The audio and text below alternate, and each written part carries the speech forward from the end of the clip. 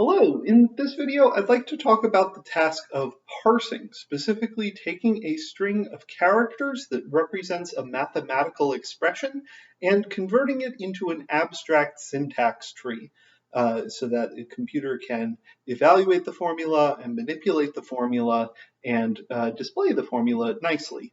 And there are a lot of different parsing algorithms depending on what sort of thing you're trying to parse. Are you trying to parse an English sentence, for instance, or in some other natural language? Are you trying to parse a program written in a programming language? Or are you trying to parse a mathematical expression?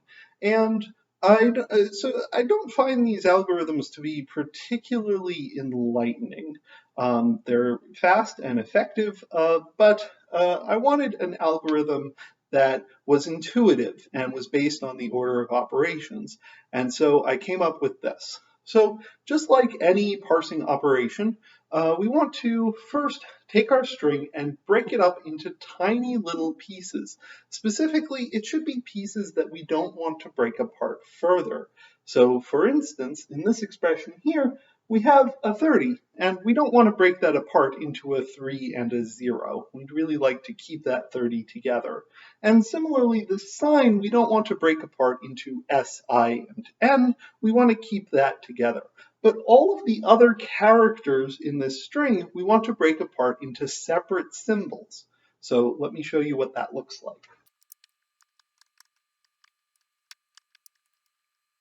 So our first step is going to be to go through here and identify those pieces, those, we call them lexemes, those pieces which are already subexpressions, and I want to label those. And also, I want to keep track of subexpressions for things that could represent a number, and then also I want to keep track of things that represent the name of a function. I want to keep track of those separately. So here I've labeled all of the numbers and the variables as subexpressions and the sign as a special name of a function subexpression. Now what I want to do is I want to go through the order of operations and I want to match parts of this array that match that particular pattern. Now, it turns out that actually order of operations, when we teach it, right, the PEMDAS, is actually missing something, and that's functions. And functions actually come first. I guess you can be a little bit wishy-washy about where functions come, but I'm a little bit worried. The thing that I'm worried about is turning this parentheses x and saying, oh, that's just x. I'm a little bit worried about doing that. So I want to deal with functions first. And in particular, what I'm going to do is I'm going to go through this array and identify sequences of blocks in the array that match the following pattern.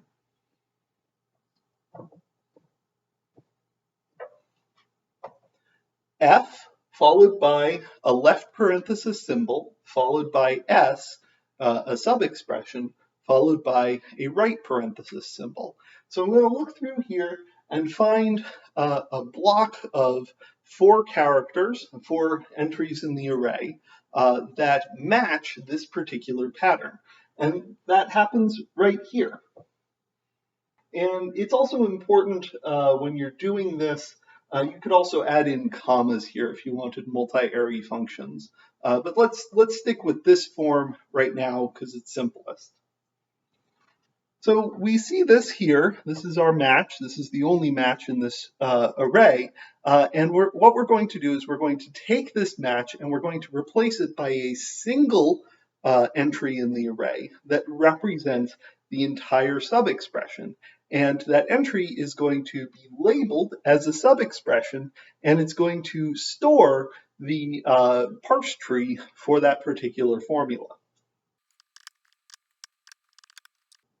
So here I have the application node applying the function name sign to the variable x. There's various ways of implementing functions like this in your parse trees. You might want to have sign be a special type of node.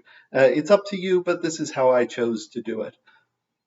And notice that we took all 4 of these entries of the array and we turned them into a single entry of the array which is itself a subexpression. So our next step is going to be parentheses.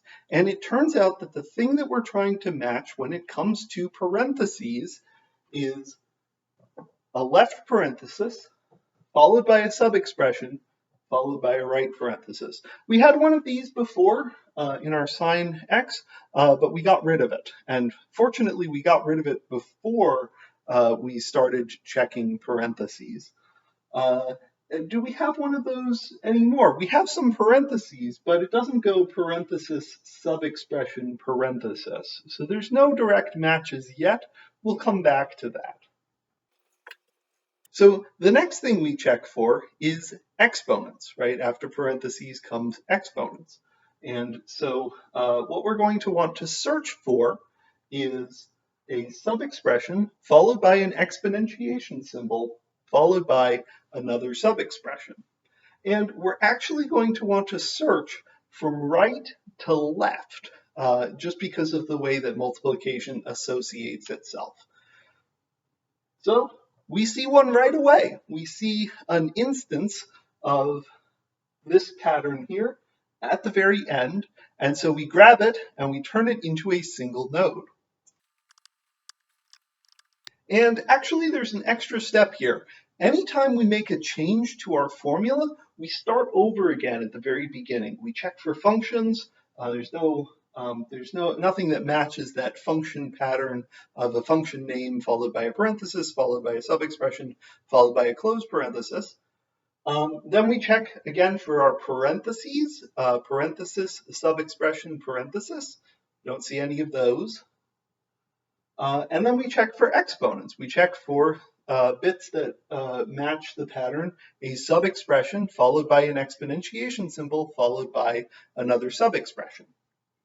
So, and again, we're checking because of the way that exponentiation associates, we're checking from right to left. So here we go. We see a subexpression followed by an exponentiation symbol followed by a subexpression. So we merge these nodes together. And then we start over again. Functions, and then parentheses, and then exponents. And now we're going again right to left, looking for this exponentiation here. We don't want to parse yet because we want to deal with this stuff inside parentheses first. So we don't want to deal with this exponentiation, and we aren't supposed to because it doesn't match a subexpression followed by an exponentiation symbol followed by a subexpression, right? There's a parenthesis followed by an exponentiation symbol followed by a subexpression, and we don't have anything that matches that. So we don't have any rules for matching that. So we're going to have to deal with this piece here, converted into a single subexpression before we can deal with this exponentiation character here. And then finally, we see this 2 to the 30. And that's another, that matches. And so we convert that into a single node. So the next thing we do, again, we go through functions, nothing matches that, parentheses, nothing matches that, exponents, nothing matches that for the moment, and then multiplication. Does anything match the pattern? A subexpression next to a subexpression, or a subexpression, a multiplication symbol, and another subexpression. And actually something a little bit deeper is going on in my parser because it actually checks to see if you have a lot of things multiplied together at once. And it actually uses regular expressions to check that. And it's looking for, again, the largest thing which matches this particular regular expression, the first largest thing. But we don't see anything matching multiplication just yet. There is multiplication going on, but we're going to have to deal with these parentheses before we can see that multiplication as matching this particular pattern. Division, there's no division, don't worry about that. And then addition and subtraction. And again, those happen at the same time from left to right. What we're actually going to want to do is look for, again, some sort of expression that looks kind of like some sort of really long some difference with some addition and subtraction going on here. So we're going to want to look for something that looks like this. Again, we can check it using regular expressions. Fortunately here, we don't have any long addition or long addition and subtraction combined together. We just have this. And finally, we can group this x plus 3 together into a single subexpression. And the clever thing is, now this unlocks our ability to work with these parentheses. And it's going to unlock the parentheses and allow us to finally use this sub-expression as part of the formula. So now we go through, every time we make a change to the formula, to the array, we go through order of operations all over again, fresh from the start. So we check for functions, no functions. We check for parentheses. Specifically, when we're checking for parentheses, we're checking for a left parenthesis, followed by a sub-expression, followed by a right parenthesis. And here we see that exactly. And we don't actually have to do anything to the parse tree. It's just that those parentheses were there. They were getting in the way to prevent us from doing the exponentiation or doing the multiplication before we had dealt with the addition. And so that's the cleverness of this algorithm, is that the parentheses symbols prevent us from going outside of order of operations with parentheses. Again, we've made a change, so we go back to the very beginning. We do functions, nothing matches functions. We do parentheses, there's no more parentheses left. And then we do exponentiation. And when we do exponentiation, we go right to left. We notice a match here. S exponentiation symbol, S. And so we take this and we unify it into a single sub-expression. And now, because we've made a change to the array, we start over again. We go through functions, no functions. We go through parentheses, no parentheses. Exponentiation, there's no undealt with exponentiation symbols here, so we don't need to worry about that. And then multiplication. And checking through, I guess multiplication, you probably want to check from left to right. It doesn't really matter because, again, we're looking for maximal stuff, and multiplication is associative, so it doesn't matter if we look from left to right or right to left. But we see something that matches it. We see a sub-expression followed by another sub-expression. And so we know that this is an instance of multiplication. We have to check to make sure that this is the largest instance of multiplication, because if there's something larger, we have to deal with that instead. But this is the largest thing, matching the multiplication kind of template or regular expression. And so we turn it into a single sub-expression node with a tree based around a multiplication symbol. And then finally, we go through all of our operations again, and we hit subtraction. And, well, we see something that matches the subtraction template of a sub-expression followed by a minus sign, followed by another sub-expression.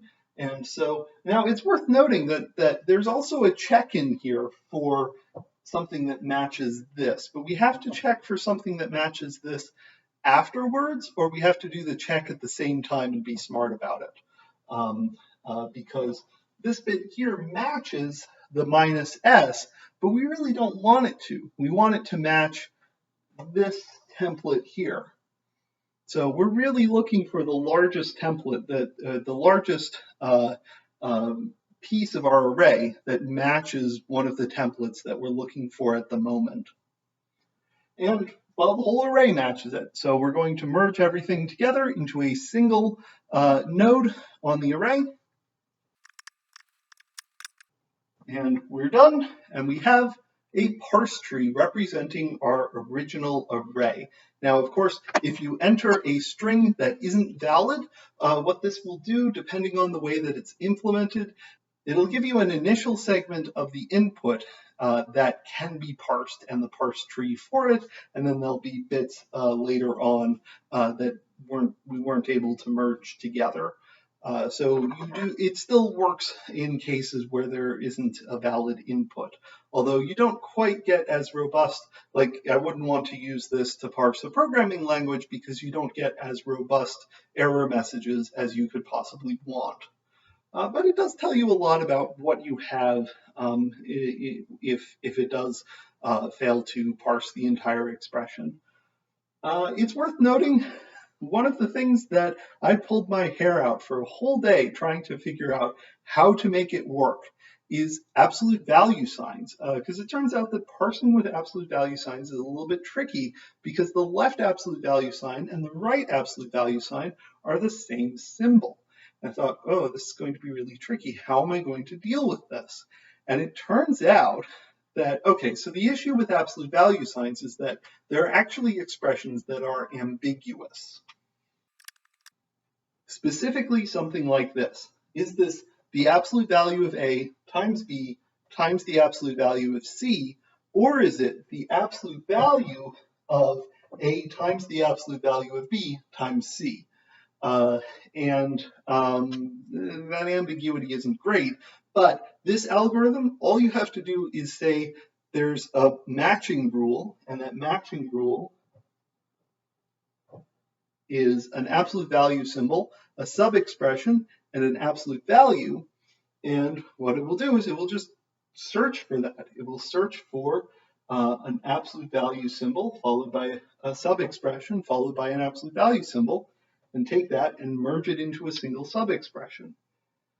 And then it takes this absolute value symbol followed by a subexpression followed by an absolute value symbol, merges it into a single subexpression. And so now we have 3 subexpressions in a row, which matches our multiplication of 3 things. So it's able to correctly, you don't have to do anything fancy. It took me a whole day to figure out that you don't have to do anything fancy, but you don't have to do anything fancy to parse absolute value signs.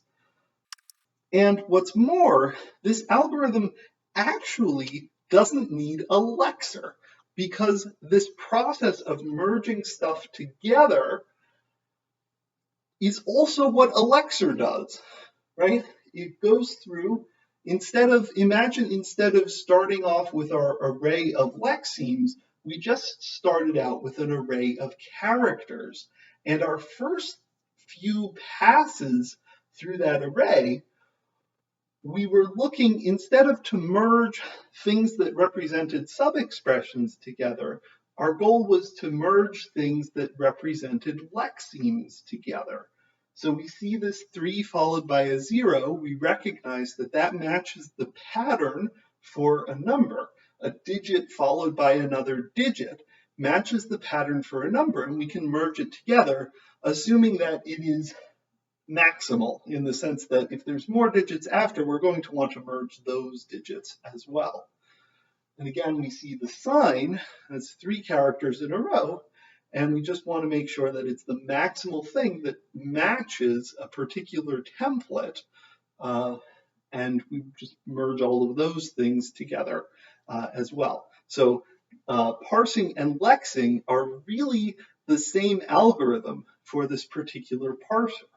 Anyway, I hope that was enlightening. When I was first looking for a way to turn strings into abstract syntax trees for algebra, I really wasn't able to find anything particularly helpful. A lot of the resources out there are aimed at creating a thing in a parsing language that then gets sent over to a parser generator machine that spits out completely unreadable code that you just paste into your program in whatever programming language you want, and then that unreadable code is your parser. And I didn't find that particularly helpful.